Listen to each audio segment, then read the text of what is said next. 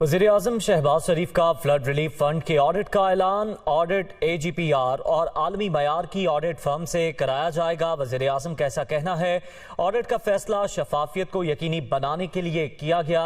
वज़ीर-ए-आज़म शहबाज शरीफ की जानिब से समाजी राब्ते की वेबसाइट ट्विटर पर यह बताया गया कि ऑडिट की रिपोर्ट को पब्लिक करेंगे। 100 मिलियन युआन इमदाद को बढ़ाकर 400 मिलियन करने पर चीनी सदर के मशकूर हैं।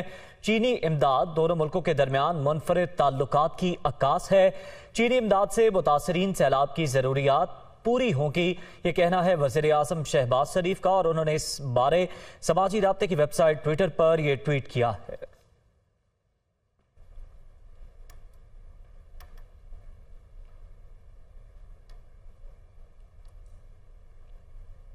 सैलाब की तबाहकारियों पर national flood response and coordination centre ने काम शुरू कर दिया।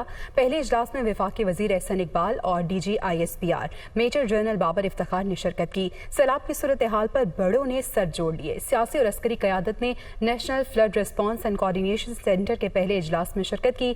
सैलाब की सूरत हाल पर तबादला ख्याल किया गया। मुतासरीन के बहाली के इकदाम पर भी गौर किया गया। आगे बढ़ते हुए जिक्र कर लेते हैं इमरान खान का, जो कहते हैं कि बहुत बर्दाश्त कर लिया, अब मुखालिफिन जितना दबाने की कोशिश करेंगे उतना ही डट कर मुकाबला होगा। एक कॉल दी तो इन्हें इस्लामाबाद में छुपने की जगह नहीं मिलेगी। जमीर फरोशों और लोटों के दिन खत्म हो गए। इम्पोर्टेड हुकूमत मैशत संभालने में नाकाम। कोई भी पाकिस्तान में सरमायाकारी के लिए तैयार नहीं। फौरी और शफाफ इलेक्शन ही मसाइल से निजात का वाहिद रास्ता है। इमरान खान भावलपुर में जलसे से खिताब कर रहे थे। इंशाअल्लाह जो मेरी जागी हुई कौम मुझे नजर आ रही है, लोटों के दिन खत्म हो गए, जमीन फरोशों के दिन पुराने पाकिस्तान में रह गए। आज पाकिस्तान की तारीख में कभी इतनी महंगाई नहीं हुई जो 4 महीने में हुई है। ये पाकिस्तान को अंधेरे की तरफ लेके जा रहे हैं। ये पाकिस्तानी तैयार हो जाओ, इसका सिर्फ एक तरीका है कि पाकिस्तान में साफ और शफाफ इलेक्शन करवाए जाए। मैं अपनी कौम के सामने अब रोड मैप देता हूं। 5 साल के लिए अगर हुकूमत आएगी, उससे सियासी इस्तेकाम होगा कि मैं पूरा प्लान बना रहा हूं कि अपने बैरून मुल्क पाकिस्तानियों को किस तरह उनको पाकिस्तान में सरमायाकारी करवाएं। तुम्हारी गवर्नमेंट सुन लो, जो भी तुम्हारे पीछे सुन लो। एक चीज ये कौम जानती है कि जितना आप मुझे डराने की कोशिश करोगे, जितना तुम मुझे दबाने की कोशिश करोगे, उतना और मैं मुकाबला करूंगा। पाकिस्तानी कौम मेरे साथ खड़ी है। ये जो हरबे इस्तेमाल कर रहे हो मेरे खिलाफ, आप समझ रहे हैं कि आपकी वजह से हम घबरा के पीछे हट जाएंगे। एक कॉल दूंगा और इस्लामाबाद में तुम्हें छुपने की जगह नहीं मिलेगी, और मैं करीब पहुंचता जा रहा हूं उस कॉल के लिए। अभी भी वक्त है। साफ और शफाफ इलेक्शन करवाओ, अपने आप को भी बचाओ और मेरे मुल्क को भी बचाओ। बैरून मुल्क पाकिस्तानी वो मुझे बार बार कहे कि पिछली टेलीथॉन में टाइम कम था, पैसे देने चाहते थे। इंशाल्लाह उनके लिए मैं अगले इतवार को एक और टेलीथॉन करूंगा। भी आपको बताएं, साबिक वजीर खजाना शौकत तरीन का कहना है कि निजी गुफ्तगू को रिकॉर्ड करना गैर कानूनी है। इनकी फोन कॉल के कंटेंट को तब्दील किया गया। उन्होंने कहा कि मेरी मुल्क कौम के लिए खिदमत हैं, मैं गद्दार नहीं। गद्दारी की सर्टिफिकेट बांटने का सिलसिला खत्म किया जाए। कराची प्रेस क्लब में प्रेस कॉन्फ्रेंस में उनका मजीद क्या कहना था, आइए आपको सुनवाते हैं। कौन जेपरडाइज कर रहा था इस IMF प्रोग्राम को?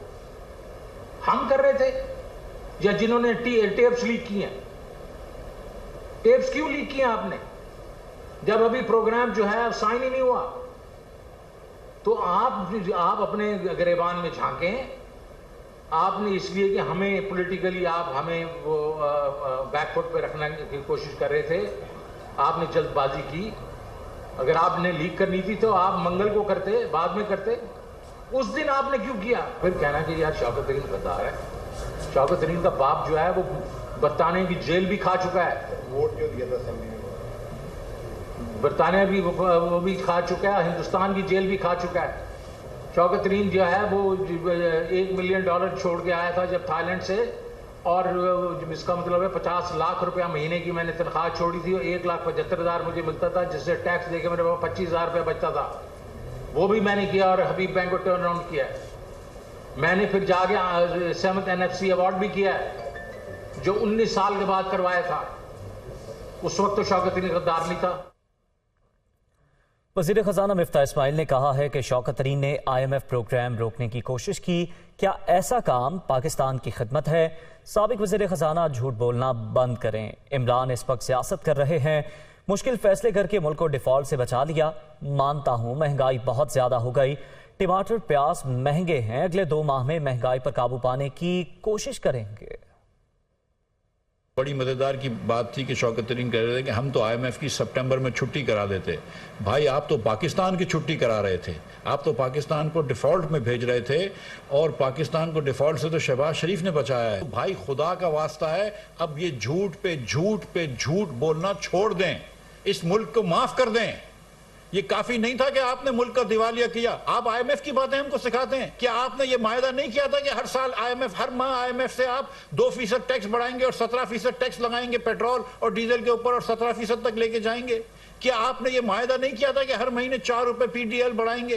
क्या मिफ्ता इस्माइल ये मायदा नहीं करके आया कि मैं GST नहीं लगाऊंगा? IMF की छुट्टी करा देंगे, पाकिस्तान की छुट्टी करा रहे थे आप तो। आज जाके देख लीजिए कि क्या हाल है श्रीलंका में।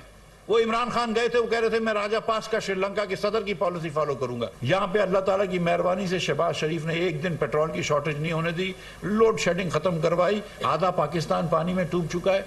40 लाख से ज्यादा लोगों फैमिलीज को शहबाज शरीफ 25,000 रुपया फर मंथ दे रहा है। 60-70 अरब रुपया खर्च होगा, हम देंगे। आप इस वक्त सियासत कर रहे हैं? ये रियली सियासत का मकाम है इस वक्त? भाई हमको सच्चाई पता है, हमको आपकी हकीकत पता है, कौम को आपकी हकीकत पता चल गई है। लिहाजा मईशत जो है वो अल्लाह ताला की मेहरबानी से संभल गई है, डिफॉल्ट से बच गई है। हाँ, हम मानते हैं कि महंगाई बहुत ज्यादा है। प्याज की कीमत बढ़ गई है, 250 रुपए तक हो गई है। अब अल्लाह की मेहरबानी से अफगानिस्तान से प्याज आई है तो कुछ बेहतरी आई है। टमाटर की प्राइसेस 300-400 रुपए हो गई हैं, ये भी मुझे पता है। हम ये मानते हैं इसकी वजह से इस महीने में आखिरी हफ्ते में फ्लड की वजह से बहुत ज्यादा इन्फ्लेशन आया है। अब आप झूठ बोलेंगे तो पाकिस्तानी कौम आपको माफ नहीं करेगी, क्योंकि आपकी असलियत देख लिए। आपके वजीर आजम ये कहते हैं कि हमें टमाटर प्याज की कीमत देखने नहीं आया, तो हम तो कहते हैं कि हम ये देखने आए, ये हमारा फर्ज है।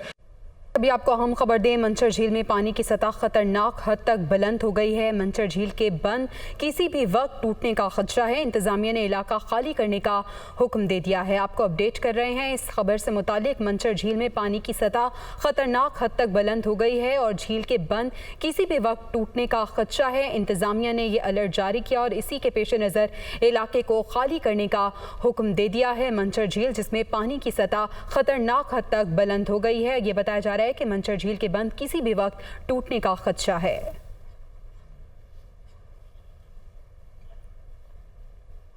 न्यूज़ स्टूडियो से अब तक के लिए इतना ही। बाखबर रहने के लिए विजिट कीजिए हमारी वेबसाइट dunia news.tv।